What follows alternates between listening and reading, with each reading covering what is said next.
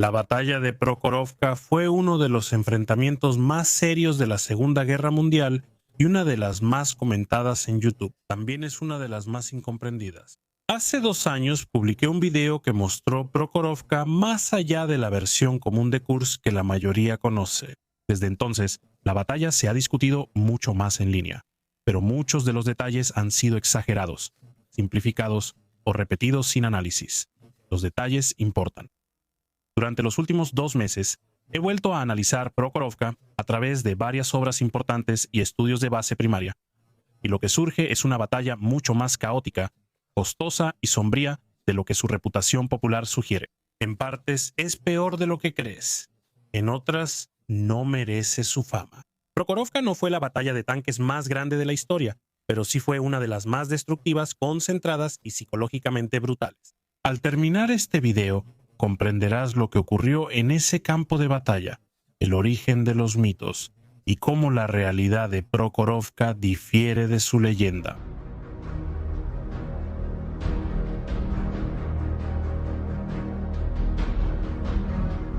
La Operación Ciudadela comenzó el 5 de julio de 1943 con una de las mayores concentraciones blindadas alemanas de la guerra.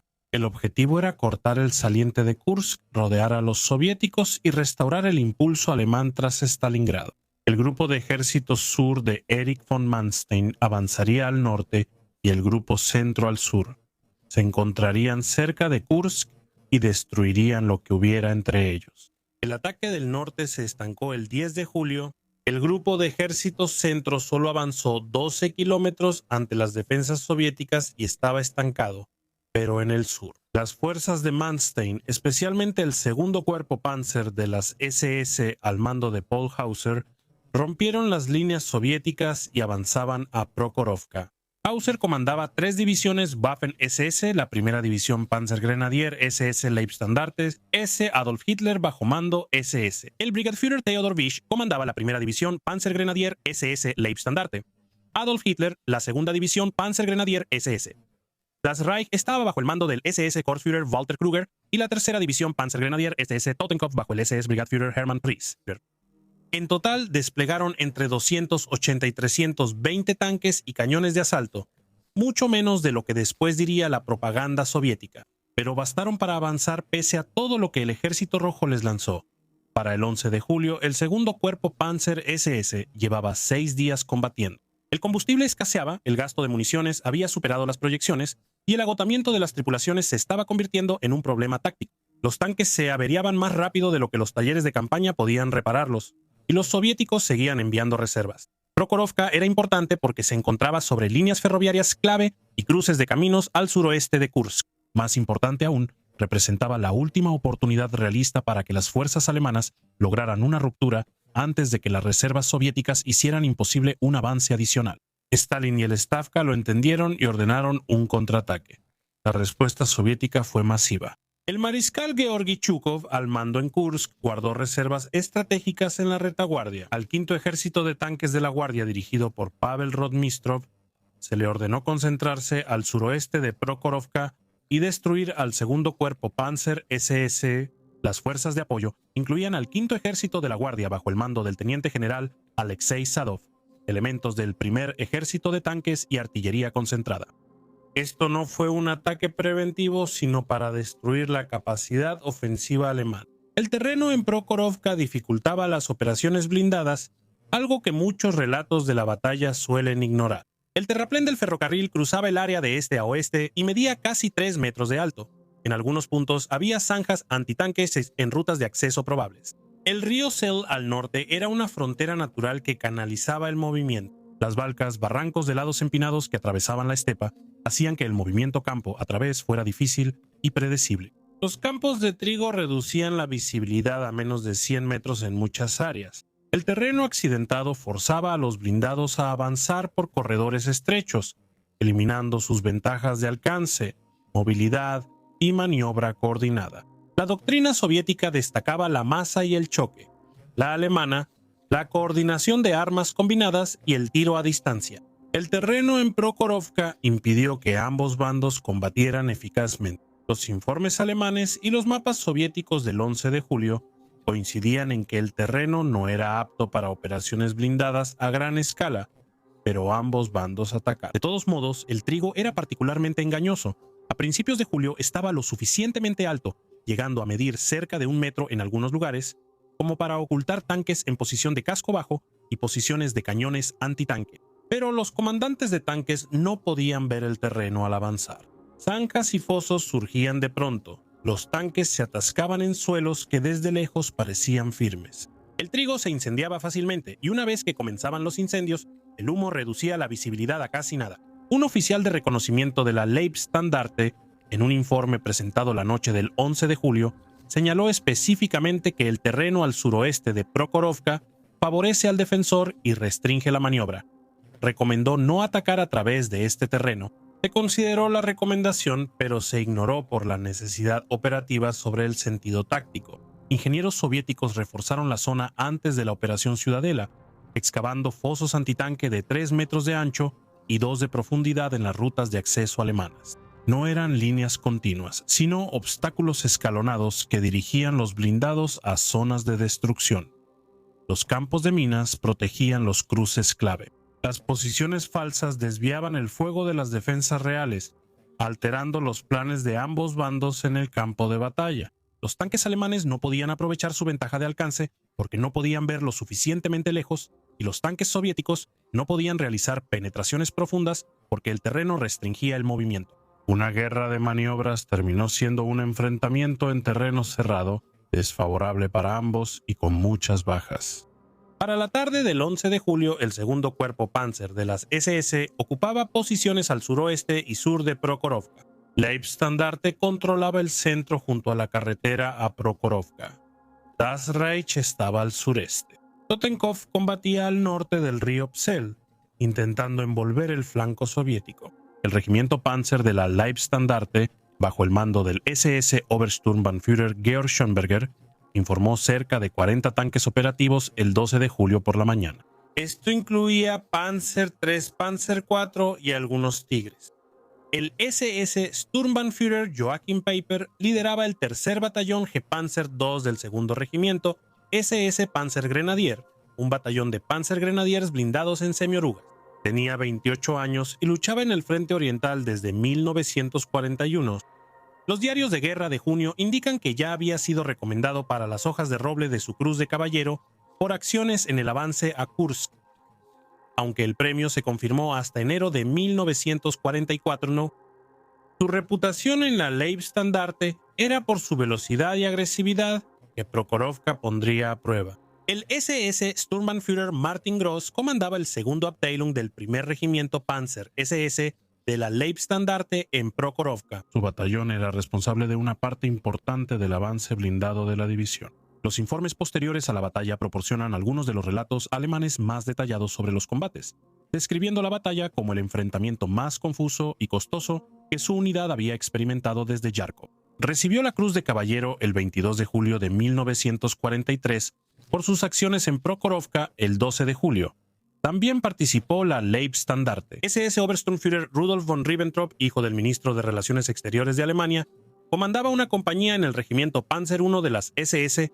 Von Ribbentrop recibió la Cruz de Caballero en julio de 1943. Por sus acciones en combate, su compañía enfrentó blindados soviéticos al sur de Prokhorovka el 12 de julio, aunque las cifras exactas siguen en debate. Das Reich desplegó un poco más de blindados, aproximadamente 50 tanques operativos, pero estaban distribuidos a lo largo de un frente más amplio.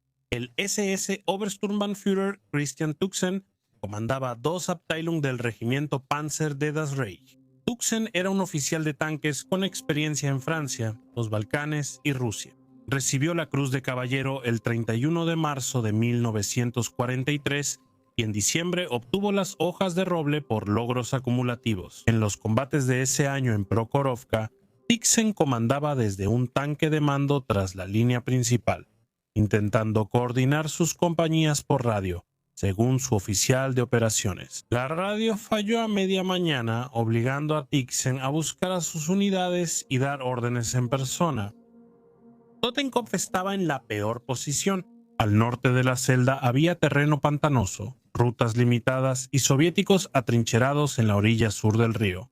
informó la división. Aproximadamente 30 tripulaciones de tanques operativos estaban exhaustas. Un relato de un comandante de tanque de Totenkopf, registrado en entrevistas después de la guerra, describía a los hombres quedándose dormidos en sus posiciones durante breves pausas en los combates. Los motores se sobrecalentaban, los eslabones de las orugas fallaban y las reservas de munición estaban peligrosamente bajas. El SS Hauptsturmführer Helmut Becker comandaba una compañía en el regimiento Panzer de Totenkopf. Becker recibió la Cruz Alemana en oro en abril de 1943, una condecoración por desempeño sostenido en combate, inferior a la Cruz de Caballero. En Prokhorovka, su compañía debía apoyar el cruce del río Sele, pero perdió 4 tanques por fallas mecánicas antes de llegar. Los tanques restantes cruzaron con éxito, pero se encontraron en un terreno pantanoso que limitó su movilidad a la velocidad de una persona caminando. Su informe posterior a la acción señaló que su compañía luchó eficazmente en posiciones defensivas, pero no pudo avanzar a través del terreno al norte del río.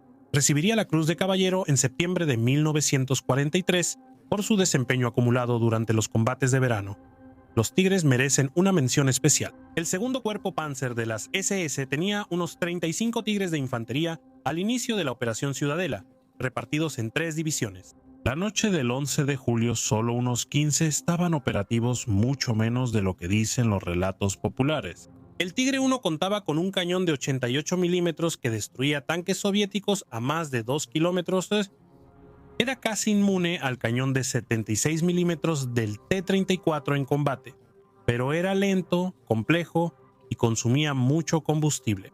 En Prokhorovka, los Tigres pelearían a distancias donde sus ventajas se desvanecían. El SS Untersturmführer Miguel Wittmann estuvo con la compañía de tanques pesados de la Leibstandarte en Prokhorovka. El Tigre de Wittmann combatió blindados soviéticos desde el noroeste del pueblo.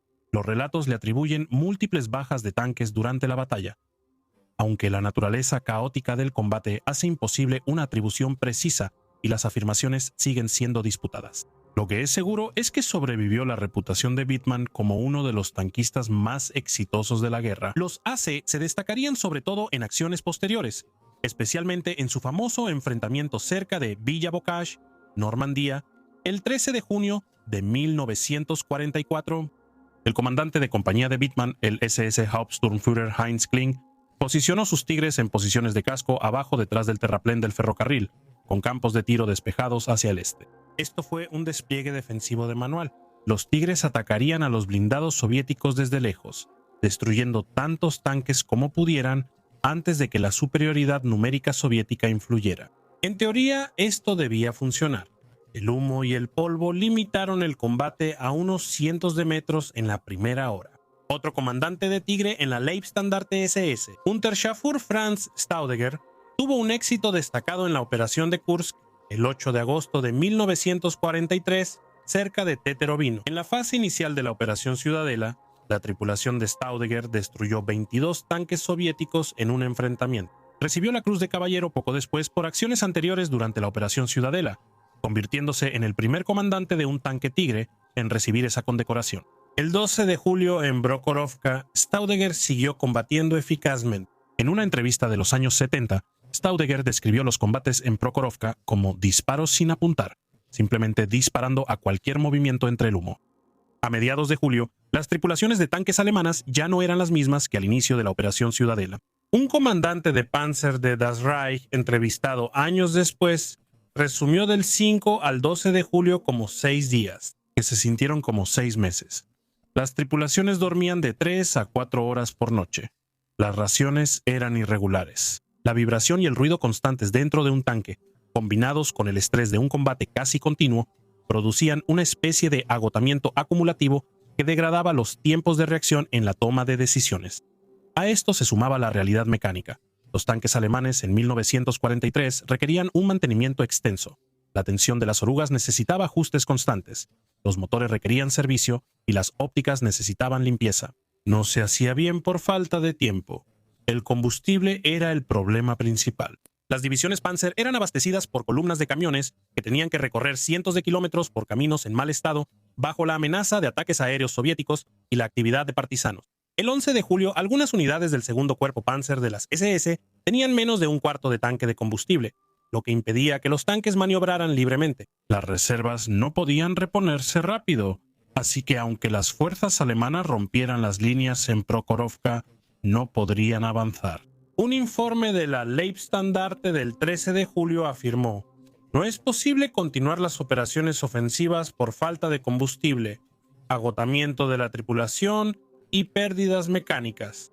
Esto fue escrito antes de que alguien a nivel de cuerpo entendiera completamente la magnitud de lo que acababa de suceder. El Panzer IV, columna vertebral de los tanques alemanes en Prokhorovka, era bueno pero no excepcional. El cañón largo de 75 milímetros podía penetrar el blindaje del T-34 a distancia de combate. El blindaje resistía cañones soviéticos de 76 milímetros a distancia, pero era vulnerable cerca.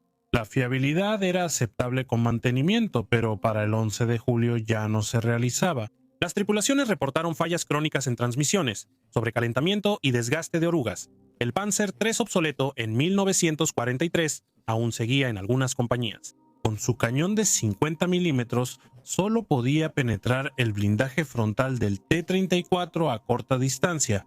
A los Panzer III en Prokhorovka se les ordenó atacar de flanco o usar proyectiles explosivos contra la infantería, pero varios fueron destruidos por los T-34 que tenían más poder de fuego. Las variantes alemanas de cañones de asalto armadas con cañones de 75 milímetros lucharon junto a los Panzer. Estos vehículos tenían siluetas bajas y buen blindaje frontal, pero sin torreta, su giro era limitado y eran vulnerables a ataques laterales. En Prokhorovka, los cañones de asalto fueron posicionados en posiciones defensivas estáticas, donde la falta de una torreta importaba menos. Varias tripulaciones lograron varias bajas de tanques soviéticos. El teniente general Pavel Rotmistrov comandaba el 5º Ejército de Tanques de la Guardia la noche del 11 de julio. Recibió órdenes de Stavka de atacar el 12 de julio al amanecer, destruir al 2º Cuerpo Panzer SS y frenar cualquier avance alemán hacia Kursk. La presión de Stavka y del cuartel general era intensa. El fracaso no era una opción, el éxito sería recompensado. El mensaje implícito era claro. El 5º Ejército de Tanques de la Guardia era considerado una unidad de élite, pero en realidad era un grupo improvisado de cuerpos de tanques, unidades mecanizadas e infantería de apoyo. Rotmistrov tenía aproximadamente entre 700 y 900 tanques y cañones autopropulsados bajo su mando, aunque la fuerza operativa exacta, el 12 de julio, sigue siendo motivo de debate. La fuerza principal incluía al 18º y 29º Cuerpo de Tanques, con apoyo del 2º Cuerpo de Tanques y el 2º de la Guardia. La mayoría de los tanques eran T-34 y tanques ligeros T-70. Había algunos modelos más pesados KV-1, pero no muchos. El 18º Cuerpo de Tanques, bajo el mando del mayor general Vasily Vikharov, debía atacar principalmente a Leibstandarte. Vikharov tenía experiencia de combate desde 1941, pero nunca había liderado una formación tan grande en ofensivas. Su cuerpo consistía en 3 brigadas de tanques y unidades de apoyo. En teoría, unos 180 tanques. El 11 de julio la fuerza real era cercana a 150 tras considerar averías mecánicas durante el avance. En marzo, el 29 Cuerpo de Tanques del mayor general Iván Kirichenko recibió la orden de atacar a Das Reich al sur y sureste de Prokhorovka. Kirichenko era un oficial experimentado, pero tras casi acción continua desde julio, no estaba en su fuerza total. Los reportes del 11 de julio indican que el cuerpo tenía cerca de 120 tanques operativos, no más de 150 autorizados. El 2º Cuerpo de Tanques de la Guardia, bajo el mayor general Alexei Bedani, era la reserva de Rotmistrov y debía explotar los avances del asalto inicial. El cuerpo de Badani estaba mejor que los demás. No participó mucho antes de Prokhorovka y tampoco tenía coordinación con otros cuerpos de tanques. Badani y sus comandantes de brigada recibieron sus órdenes de ataque verbalmente en la noche del 11 de julio, con muy poco tiempo para planear. El T-34 en 1943 era un tanque sólido. Tenía blindaje inclinado, buen cañón de 70 y 6 milímetros, orugas anchas y perfil bajo. También era estrecho, ruidoso, tenía poca visibilidad para la tripulación y carecía de una torreta para 3 personas, lo que significaba que el comandante tenía que hacer doble función como artillero. El equipo de radio era escaso. Muchos tanques no tenían radios y dependían de señales visuales, banderas, bengalas o seguir al tanque de adelante. En 1943, las tripulaciones de tanques soviéticos incluían veteranos y reemplazos. Los veteranos de 1941 y 1942 eran competentes pero agotados. Los reemplazos carecían de entrenamiento suficiente. El entrenamiento de artillería fue muy deficiente. Una tripulación de T-34 solo disparaba 10-15 rondas reales antes de ir al frente. Las tripulaciones alemanas solían tener meses de entrenamiento y más práctica con fuego real. Esto era importante. El plan de Rotmistrov era sólido en doctrina, pero tácticamente una locura. El ejército de tanques de la Quinta Guardia atacaría en oleadas, embistiendo las posiciones alemanas con fuerza y rapidez. El primer escalón rompería las defensas alemanas, el segundo aprovecharía la brecha y la infantería seguiría a los tanques para limpiar posiciones. Eran tácticas de choque, la doctrina soviética en su forma más básica. El problema era que Rotmistrov casi no tenía tiempo para coordinar el ataque. Las unidades apenas llegaban a sus posiciones la noche del 11 de julio y varias brigadas llevaban 2 días marchando con poco descanso. Los comandantes de tanques recibían órdenes verbales, usualmente sin mapas. Líderes de compañía y pelotón debían seguir a los de regimiento y atacar cualquier objetivo. El comandante de brigada alemán reportó que la noche del 11 al 12 de julio hubo confusión, mala distribución de combustible, retrasos en camiones de municiones y tripulaciones durmiendo en o bajo sus tanques. Un comandante de compañía de tanques soviético recordó que le dijeron: ataca al amanecer hacia Prokhorovka, destruye la artillería enemiga, no te detengas. Al pedir aclaraciones sobre rutas, objetivos o coordinación con otras unidades, le dijeron que no había tiempo. También hubo problemas con el apoyo de la infantería soviética. Las divisiones de fusileros asignadas para apoyar el ataque de tanques estaban exhaustas por los combates anteriores. Muchas unidades estaban por debajo de su fuerza. La coordinación entre los comandantes de tanques e infantería era mínima. La táctica soviética de hacer avanzar a la infantería cerca de los tanques exigía coordinación y apoyo mutuo. En Prokhorovka no hubo ninguna. El cuartel de Brod-Nistrov estaba lejos del frente, sin capacidad de influir en la batalla al iniciar, y sus oficiales lo sabían. Algunos de ellos admitieron después en entrevistas que esperaban grandes pérdidas, pero creían que la superioridad numérica abrumaría a los alemanes. La frase utilizada en un relato fue «pérdidas aceptables». Lo que constituía aceptable nunca se definió. El otro problema era el mando y control. Las formaciones de tanques soviéticas en 1943 seguían órdenes rígidas y control centralizado, limitando la adaptación de los comandantes subalternos en combate. La doctrina alemana destacaba la iniciativa en los niveles bajos, llamada táctica de Auftrag. Un líder de pelotón o comandante de tanque alemán podía tomar decisiones tácticas según la situación presente. Las tripulaciones soviéticas debían obedecer órdenes y atacar en Prokhorovka. Esta diferencia doctrinal fue catastrófica. La preparación de artillería soviética antes del ataque fue breve e ineficaz. Cientos de cañones dispararon por unos 15 minutos desde las 8:00 horas. El bombardeo buscaba suprimir defensas antitanque alemanas e interrumpir el mando, pero la mayoría de los proyectiles cayó en terreno vacío. Las posiciones alemanas estaban bien camufladas o en zonas no detectadas por la inteligencia soviética. El bombardeo fue ruidoso, pero ineficaz. El ataque inició tras las 8:00 horas. Los soviéticos narran oleadas de tanques avanzando por el campo de trigo, al suroeste de Prokhorovka, mientras los alemanes describen la aparición de blindados soviéticos como repentina y abrumadora. Aunque hubo preparación de artillería, el primer escalón del 18 o cuerpo de tanques, unos 200 tanques, avanzó directo hacia las posiciones de la Leibstandarte. El terreno causó problemas de inmediato. Los tanques avanzaron por huecos entre zanjas antitanque y balcas. El asalto planeado en un frente amplio terminó siendo varias columnas avanzando por rutas predecibles. Los cañones antitanque alemanes dispararon primero. Los cañones antiaéreos de 88 milímetros en posiciones camufladas abrieron fuego contra los T-34 a 1500 metros. Los tanques soviéticos ardieron antes de poder responder al fuego. Una batería antitanque de la Leibstandarte reportó 7 bajas en solo 15 minutos. Las tripulaciones recargaban lo más rápido posible, pero había demasiados tanques soviéticos. Por cada T-34 destruido, avanzaban 3 más. La defensa alemana no era lo bastante profunda para frenar el ataque masivo.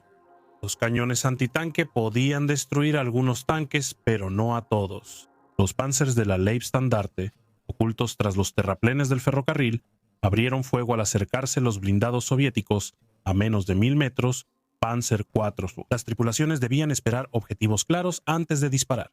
Las primeras descargas fueron devastadoras. Un pelotón de T-34 fue destruido en Enfalart en menos de 2 minutos al intentar cruzar el terraplén, pero los soviéticos continuaron avanzando. El subteniente Vasily Bryukov, comandante de pelotón de tanques soviético de la 180, y una brigada relató avanzar entre trigo tan alto que dificultaba ver más de 20 metros. Su pelotón, 5 T-34, debía seguir al tanque del comandante entre humo y polvo, pero perdió de vista al líder. En minutos, su tanque cayó en una zanja oculta por trigo y perdió una oruga.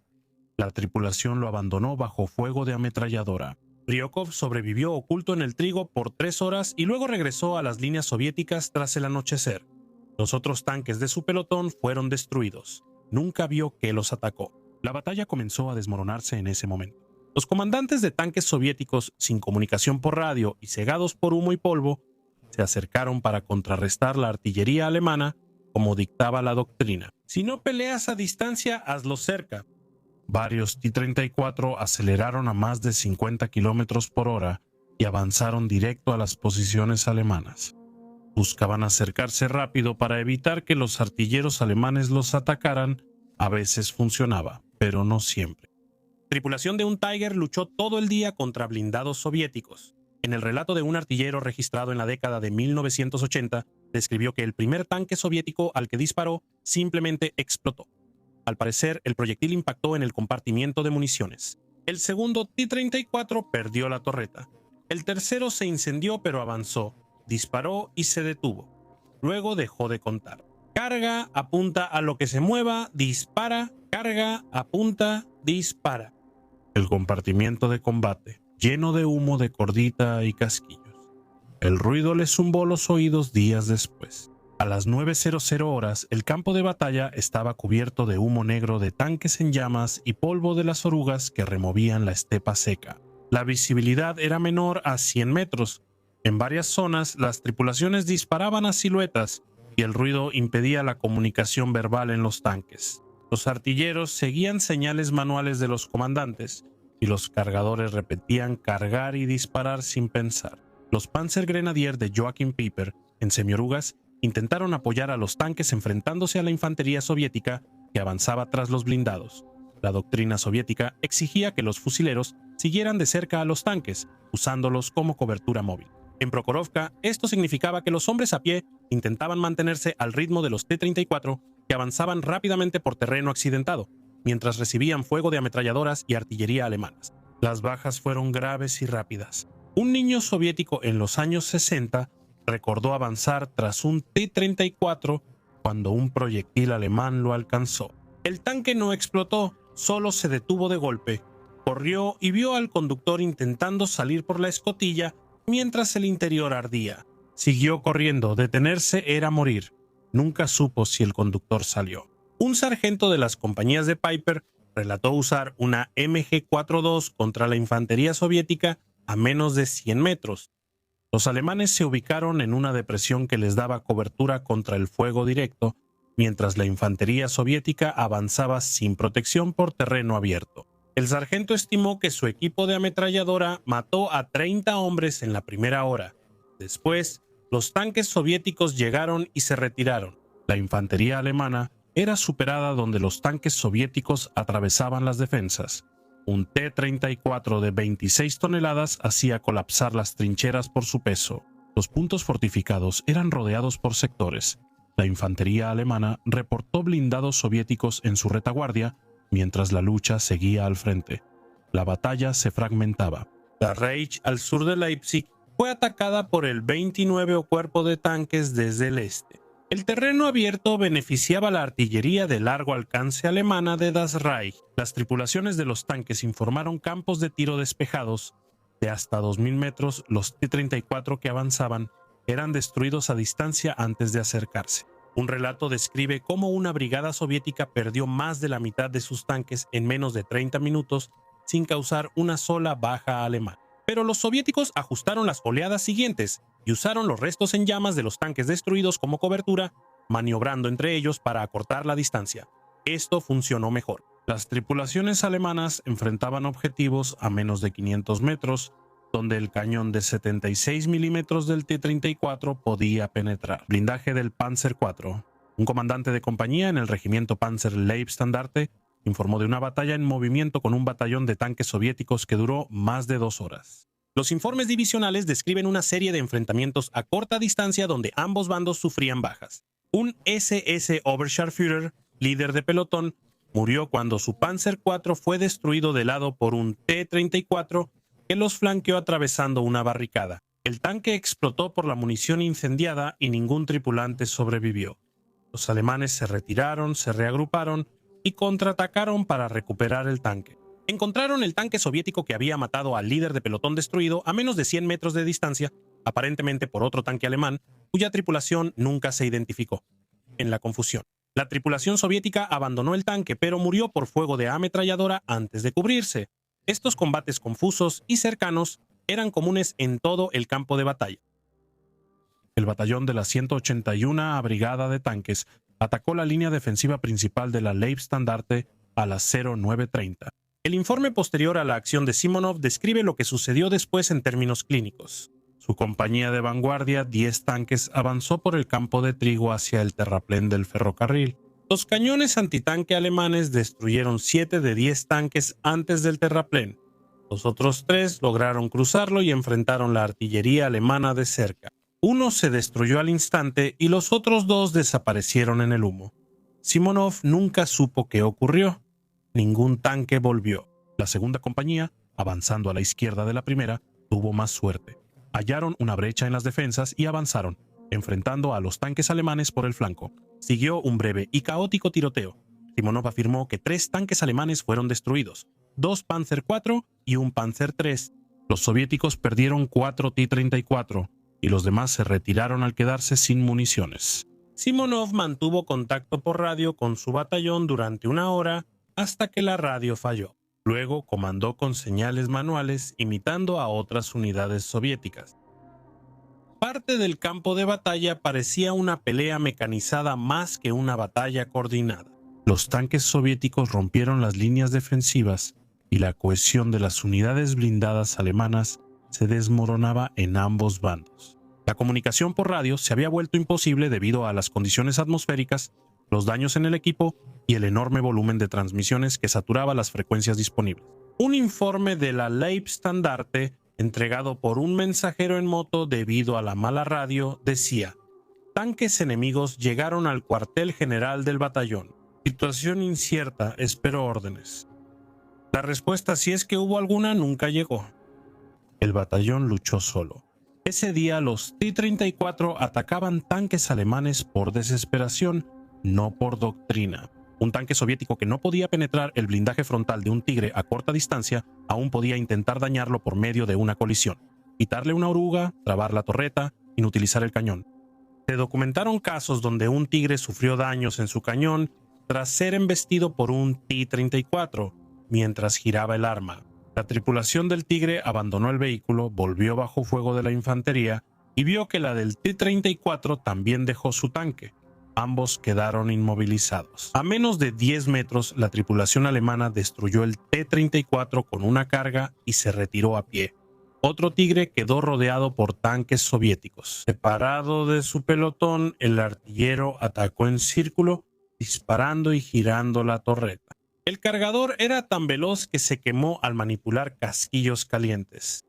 El Tigre destruyó al menos 5 T-34 a corta distancia antes de que la infantería alemana llegara y ahuyentara a los tanques soviéticos restantes. El tanque fue alcanzado 7 veces.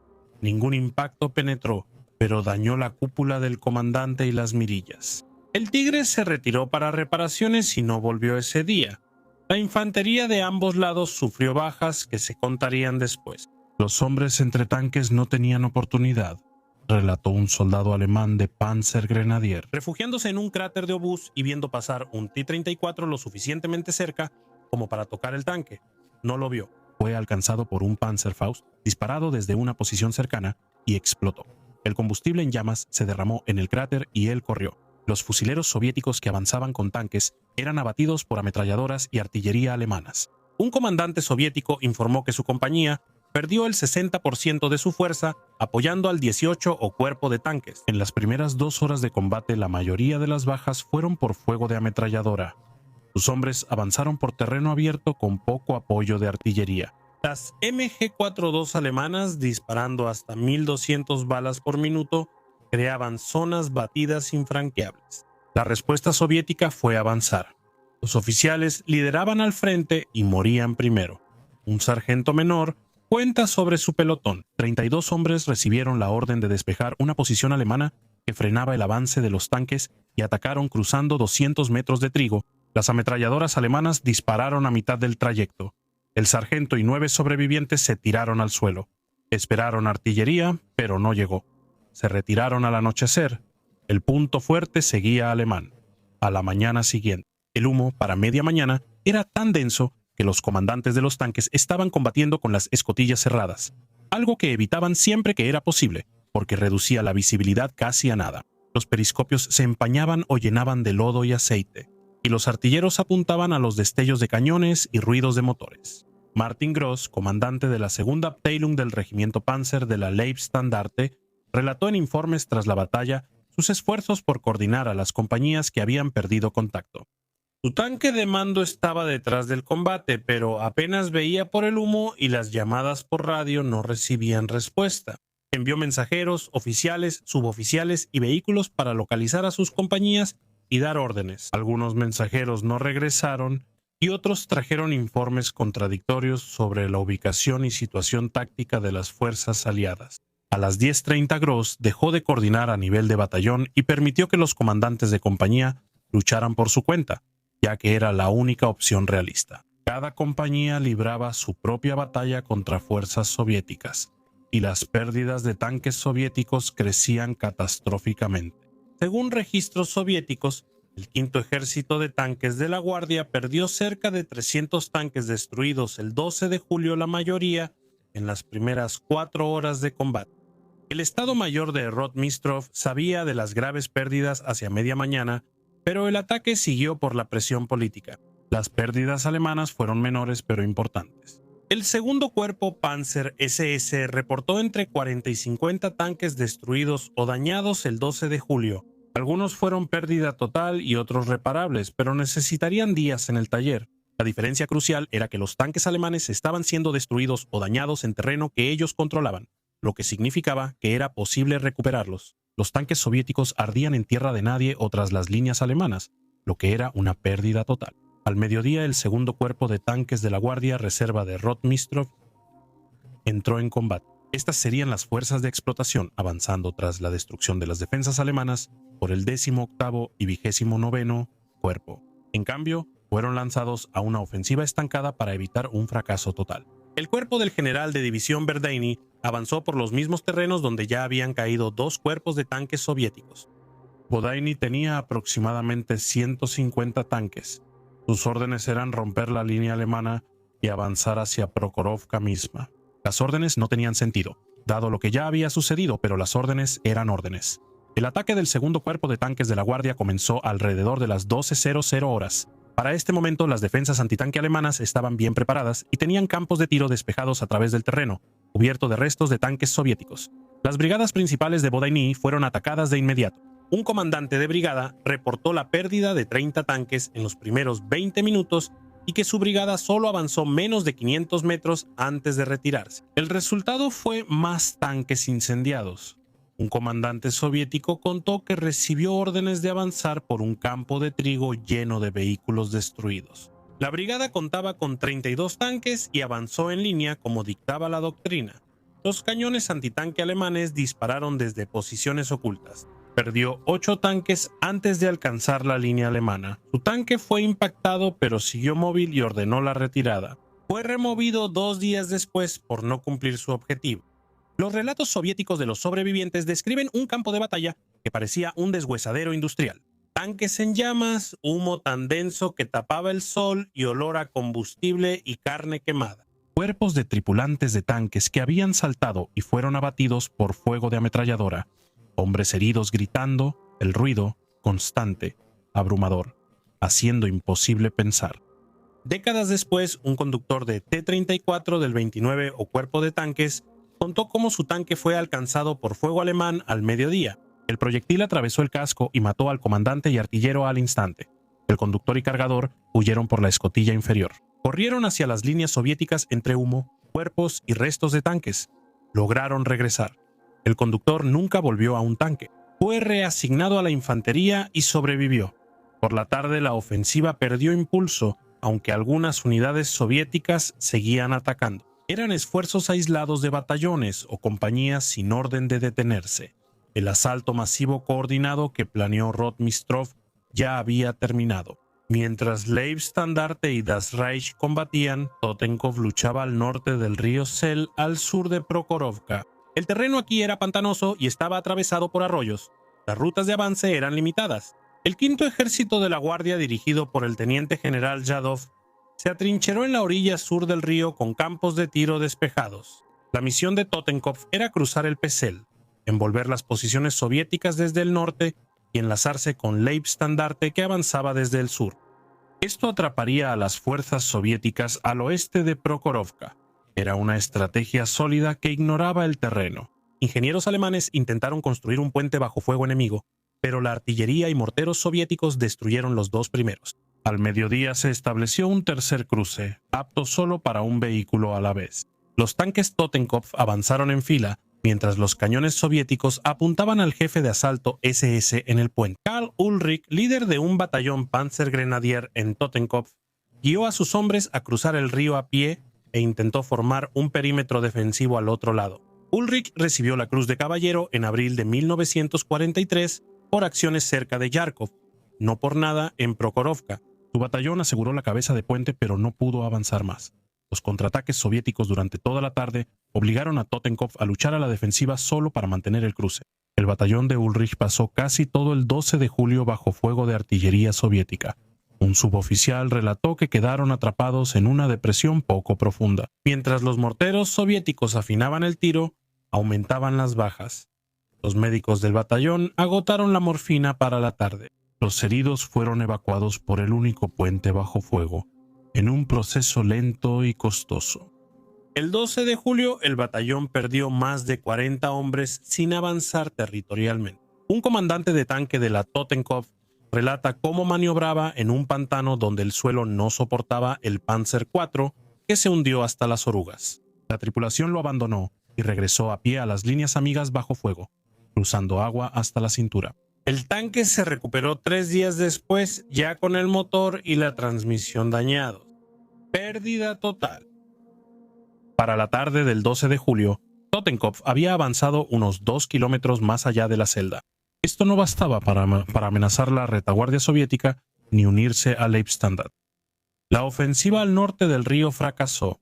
Los defensores soviéticos al mando del teniente general Yadov tenían órdenes de resistir a toda costa. El quinto ejército de la Guardia de Yadov era de infantería, no de tanques, pero contaba con bastante artillería y recursos antitanque. Sus informes posteriores describieron los intentos alemanes de cruzar la celda como persistentes, pero fueron contenidos por una sola unidad antitanque soviética. El comandante colocó su cañón SIS-3 de 76 milímetros en una línea de árboles frente a la celda. Al cruzar, su equipo de cañón enfrentó blindados alemanes que cruzaban el río y afirmó destruir 3 tanques ese día. Luego recibió la Orden de la Estrella Roja por su acción del 12 de julio. El cañón fue destruido por fuego alemán al final de la tarde, pero el ataque de Totenkov ya se había detenido. Los combates al norte de la celda continuaron el 13 y 14 de julio, mientras Totenkov intentaba expandir su cabeza de puente. Estos ataques lograron avances mínimos a un alto costo. El 15 de julio la división recibió la orden de replegarse al otro lado del río y unirse al segundo cuerpo Panzer SS. El mando superior colapsó casi por completo la mañana del 12 de julio.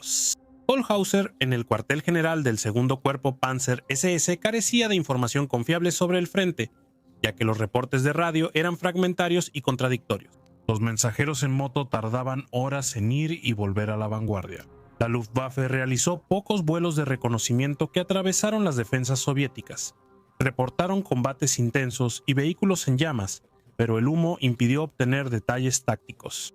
Rotmistrov, en el cuartel del Quinto Ejército de Tanques de la Guardia, estaba en circunstancias similares. Él sabía que sus unidades estaban sufriendo pérdidas severas porque los informes de fuerza de tanques enviados por línea terrestre, cuando estaba disponible, mostraban que los números disminuían durante toda la mañana. No sabía dónde estaban sus unidades, qué habían logrado, o si continuar el ataque tenía algún sentido táctico. Siguió ordenando ataques porque detenerse significaría admitir el fracaso. A las 11:30 Rotmistrov recibió una llamada del mariscal Nikolai Batutin, comandante del frente de Voronezh. Batutin exigió saber el estado del ataque. Según se informa, Rotmistrov respondió que el ataque se estaba desarrollando y que las fuerzas de tanques alemanas estaban siendo destruidas. Esto no era cierto. Batutin sabía que no era cierto, pero Rotmistrov no podía responder otra cosa. Los comandantes de división y brigada luchaban a ciegas. Un comandante de regimiento de la Das Reich describió la situación en su diario como totalmente confusa. Sabía que los tanques soviéticos estaban delante y que los suyos los enfrentaban, pero desconocía cuántos eran, su dirección o sus objetivos. Ordenó a sus unidades seguir combatiendo a los blindados enemigos porque no había otra opción. Los comandantes de brigada y batallón soviéticos tenían aún menos información. Muchos perdieron contacto con el cuartel general. Algunos tomaban decisiones según lo que veían desde su tanque, que con el denso humo a veces era menos de 50 metros. Atacar, retirarse o quedarse eran decisiones personales de hombres que desconocían lo que pasaba a 100 metros a su alrededor. La fragmentación dificulta precisar las bajas en Prokhorovka, pues las unidades perdieron control de su fuerza. Las compañías reportaron tanques destruidos que después recuperaron. Algunos tanques dañados en realidad eran pérdidas totales. El caos impidió reportes precisos en tiempo real y las evaluaciones posteriores eran influenciadas políticamente. Según los registros alemanes, para la tarde el segundo cuerpo Panzer SS detuvo su avance y se puso a la defensiva. Las unidades Leibstandarte der Reich se retiraron para consolidar posiciones y recuperar vehículos. No fue una retirada, sino admitir que ya no se podían hacer ofensivas. Las fuerzas soviéticas siguieron atacando en algunos lugares hasta la noche, pero sin coordinación. Algunas brigadas atacaron por falta de órdenes de alto, otras porque sus comandantes pensaban que avanzar rompería la línea alemana. No fue así. Un comandante del 18 o cuerpo de tanques soviético contó cómo ordenó a sus 7 tanques restantes atacar una posición alemana al final de la tarde. Pensaba que los alemanes se retiraban y un último ataque abriría una brecha. Sus tanques avanzaron, pero fueron atacados por cañones y panzers alemanes desde posiciones preparadas. Perdió 4 tanques en 15 minutos y ordenó la retirada de los sobrevivientes. Su batallón fue retirado esa noche. Al anochecer del 12 de julio, la formación de combate dejó de existir y los combates cerca de Prokhorovka terminaron en gran medida. Ambos bandos seguían en las mismas posiciones que en la mañana, con cientos de tanques ardiendo o abandonados en el campo de batalla. Aún recuperaban a los heridos y nadie, ni alemán ni soviético, sabía realmente qué había pasado. El informe de Paul Hauser al cuartel general del Cuarto Ejército Panzer del 13 de julio señalaba que el segundo cuerpo Panzer SS repelió un gran ataque blindado e infligió fuertes bajas a los soviéticos. El informe calculaba más de 200 tanques soviéticos perdidos. Indicó que la fuerza de tanques alemana se redujo 15% y que seguir hacia Kursk era inviable sin refuerzos y suministros. Hauser no reclamó la victoria. Reportó una defensa exitosa y luego parálisis operativa. Los informes del segundo cuerpo Panzer SS del 13 de julio ofrecen cifras específicas de fuerza. Leibstandarte reportó la pérdida o daño de unos 40 tanques, la mitad reparables en una semana. Der Reich reportó la pérdida o daño de 35 tanques y Totenkopf unos 20. Estos números son pérdidas confirmadas y no incluyen tanques fuera de servicio temporal por daños menores o fallas mecánicas. Las bajas de infantería en todo el cuerpo fueron significativas, pero menos catastróficas que las pérdidas de tanques. Los batallones Panzergrenadier de Leibstandarte reportaron cerca de 120 bajas entre muertos y heridos. Der Reich reportó cifras similares. Totenkopf tuvo más de 200 bajas por los intensos combates al norte de la celda. El informe de Rotmistrov al Stavka fue más complejo. Los resúmenes soviéticos del 13 de julio decían que el quinto ejército de tanques de la Guardia derrotó a los tanques enemigos e impidió sus objetivos. Usaron lenguaje cuidadoso. Rotmistrov no dijo que destruyó el segundo cuerpo Panzer SS, sino que lo detuvo, lo cual era cierto. También informó sobre sus propias bajas, aunque las cifras estaban subestimadas. Las cifras iniciales sugerían aproximadamente un 50% de pérdidas de tanques, alrededor de 400 vehículos. Evaluaciones posteriores aumentarían la cifra. Rotmistrov no informó que muchas formaciones eran ineficaces en combate y requerían semanas para reconstituirse. Un informe más detallado llegó después. Documentos soviéticos de los años 90 revelan que el quinto ejército de tanques de la Guardia reportó 334 tanques destruidos y más de 400 dañados el 12 de julio. Aproximadamente la mitad de los tanques dañados volvería al servicio. Rotmistrov perdió más de 500 tanques, más de la mitad de su fuerza, en un solo día. El 18 o cuerpo de tanques, tras combatir en Leipzig, quedó con menos de 50 tanques operativos. La noche del 12 de julio, el 29 o cuerpo de tanques estaba un poco mejor. Unos 60 tanques operativos, pero la formación sigue siendo ineficaz en combate. El segundo cuerpo de tanques de la Guardia, que llegó tarde a la batalla, perdió unos 100 tanques. La respuesta de Stalin fue pragmática. Rotmistrov no fue relevado ni castigado. El ataque había logrado su propósito estratégico. Había obligado a los alemanes a dejar de avanzar. Stalin nunca preguntó públicamente si esto valía las pérdidas.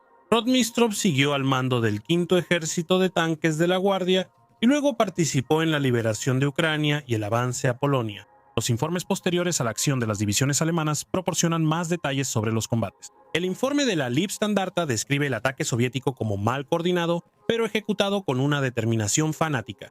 Se indica que los tanques soviéticos avanzaron a quemarropa pese a muchas bajas, y que los combates se volvieron confusos y difíciles de controlar. El informe destaca la labor de las tripulaciones alemanas de cañones antitanque y comandantes de tanques Tigre, pero admite que la capacidad ofensiva de la división se agotó temporalmente. El informe de Das Reich es similar, aunque señala que el sector de la división experimentó combates menos intensos que los de Leipzig. Los ataques soviéticos en Das Reich fueron repelidos con bajas alemanas moderadas y pérdidas de tanques aceptables, dado el número de tanques enemigos destruidos. El informe concluye que la división puede realizar ofensivas limitadas, pero aconseja mantener la defensa hasta la llegada de refuerzos. El informe de Totenkopf es el más pesimista. Considera los combates al norte de la celda como un éxito táctico sin valor operacional. La división avanzó localmente, pero no los aprovechó. El informe desaconseja más ofensivas en este sector por el terreno y las defensas enemigas. Los servicios médicos de ambos bandos estaban desbordados. Los hospitales de campaña alemanes atendieron a cientos de tanquistas y soldados de infantería heridos entre el 12 y el 13 de julio. Las unidades médicas soviéticas tenían menos recursos y personal para atender tantas bajas. Un oficial médico soviético cuenta que amputaba sin anestesia por falta de suministros y los muertos se contaban después. Los equipos de entierro alemanes recuperaron aproximadamente 200 cuerpos del campo de batalla inmediato durante la semana siguiente. Los equipos de entierro soviéticos recuperaron más de 600 cuerpos en zonas aún disputadas en ese periodo. Las cifras son incompletas. Muchos cuerpos no se recuperaron, algunos quedaron irreconocibles en tanques destruidos.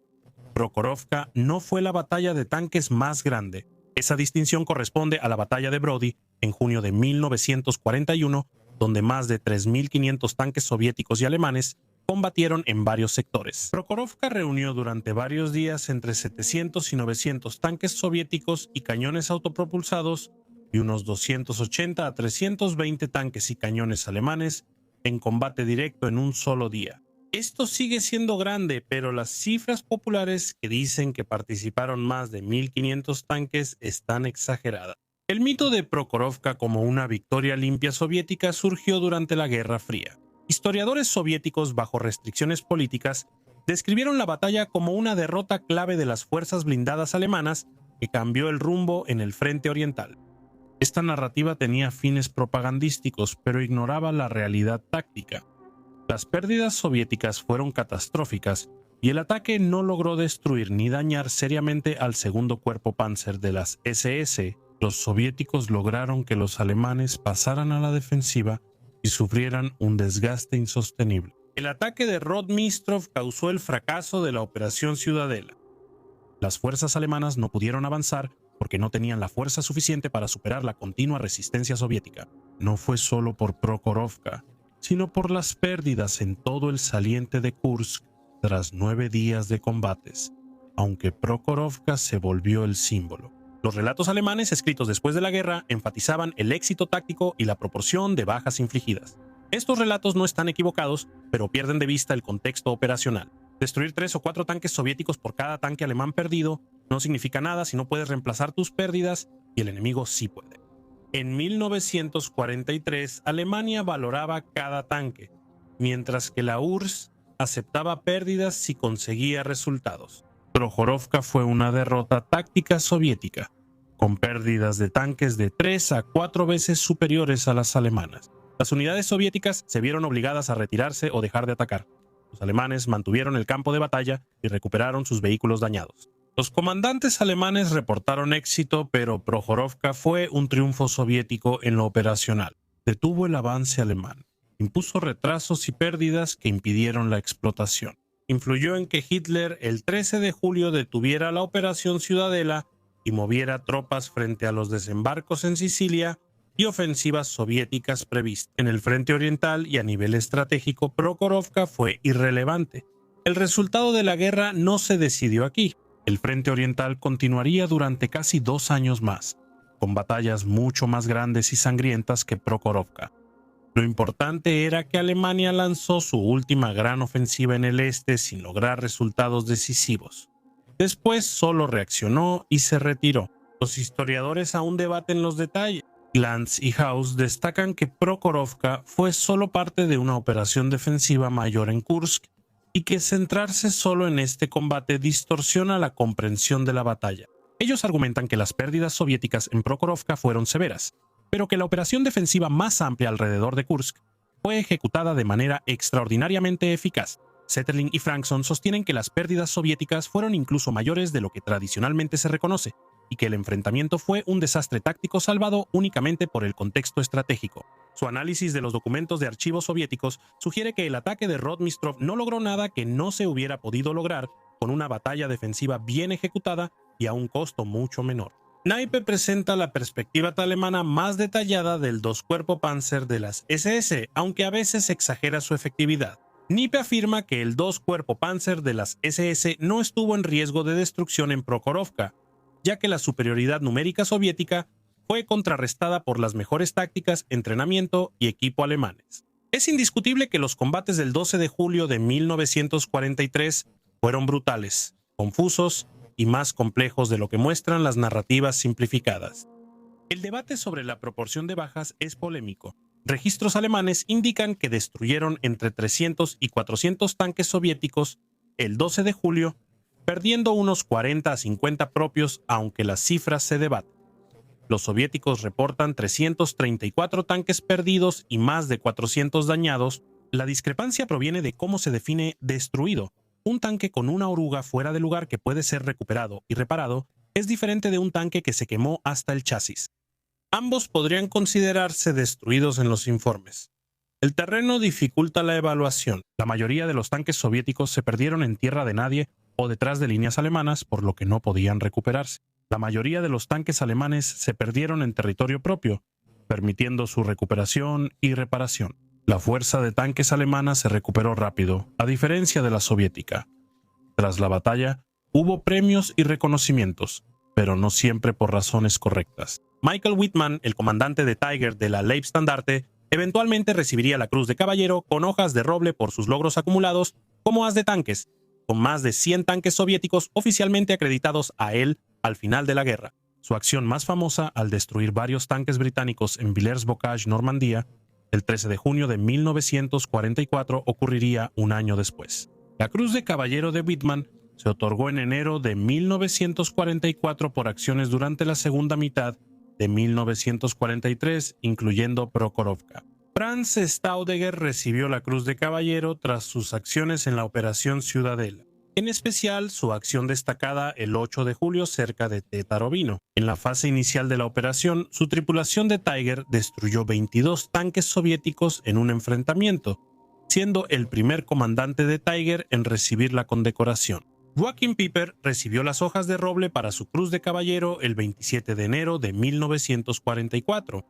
El premio reconoció su desempeño en la Operación Ciudadela y posteriores, no por una sola acción.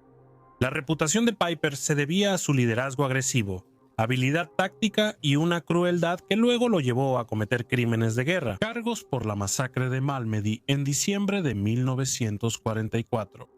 En Prokhorovka fue un comandante de batallón competente en condiciones difíciles. Helmut Becker, comandante de la compañía Totenkopf, recibió la Cruz de Caballero en septiembre de 1943 por sus acciones en los combates de verano, incluyendo el cruce de Sel. Destaca su liderazgo bajo fuego y destrucción de tanques enemigos en terreno difícil. Martin Gross recibió la Cruz de Caballero el 22 de julio de 1943 por las acciones de su batallón en Prokhorovka el 12 de julio. La mención reconoció el liderazgo de Martin Gross sobre dos Abteilung en condiciones difíciles y la eficacia del batallón en defensa ante ataques blindados soviéticos.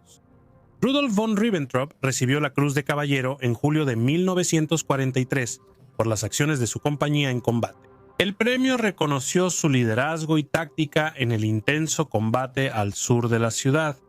Rotmistrov mantuvo el mando y luego fue ascendido. Su manejo del quinto ejército de tanques de la Guardia en Prokhorovka fue cuestionable. Planificación apresurada y mala coordinación causaron grandes pérdidas, pero el resultado estratégico fue prioritario. Recibió la orden de Suvorov de segunda clase, pero no por Prokhorovka. Rotmistrov siguió liderando ejércitos de tanques en la liberación de Ucrania, avanzando a Polonia y luego a Alemania. Soldados y oficiales soviéticos destacados en combate recibieron condecoración. Aunque hay poca documentación, el personal de Pavel Rotmistrov recomendó varias condecoraciones tras la batalla. Prokhorovka marcó el fin de la ofensiva alemana en Kursk. Hitler suspendió formalmente la Operación Ciudadela el 13 de julio, citando la necesidad de redirigir fuerzas a Italia tras la invasión aliada de Sicilia el 10 de julio. Esto era parcialmente cierto. La situación en el Mediterráneo empeoraba, pero también servía de excusa para frenar una operación fallida.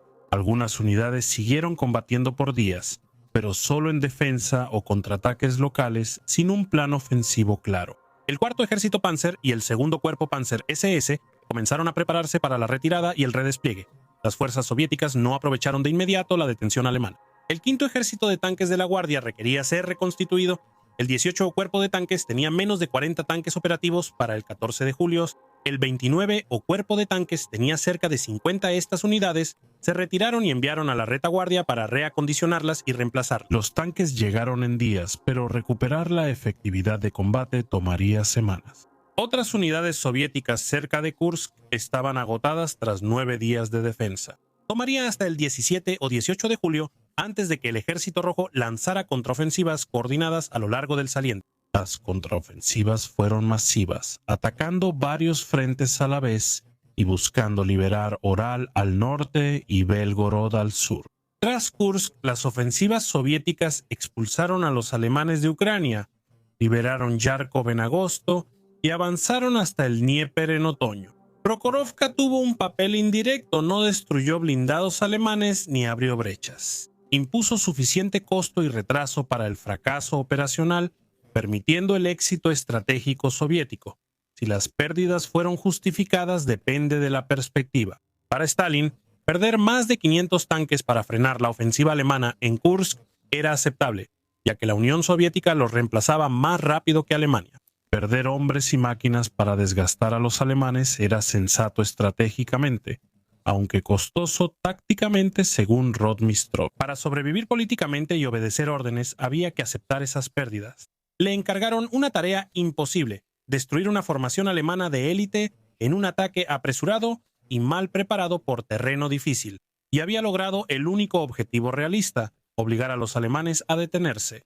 Su carrera sobrevivió. Para las tripulaciones soviéticas de T-34 que morían quemadas, la justificación no importaba. Solo obedecían órdenes, atacaban según la doctrina y morían en masa. Eso sería inaceptable para cualquier ejército occidental, pero en 1943 el Ejército Rojo no lo era. Tenía otras ideas sobre las bajas aceptables. Las fuerzas alemanas en Prokhorovka destruyeron más tanques de los que perdieron, mantuvieron el terreno y conservaron la cohesión de sus unidades. Ganaron tácticamente, pero sin beneficio operativo o estratégico es un éxito pírrico. El segundo cuerpo Panzer SS terminó el 12 de julio. Capaces de operaciones defensivas, pero incapaces de continuar la ofensiva, eso fue suficiente para fracasar. El contexto más amplio importa. Prokhorovka no fue una batalla aislada, sino parte de la Operación Ciudadela y de la lucha mayor en el frente oriental.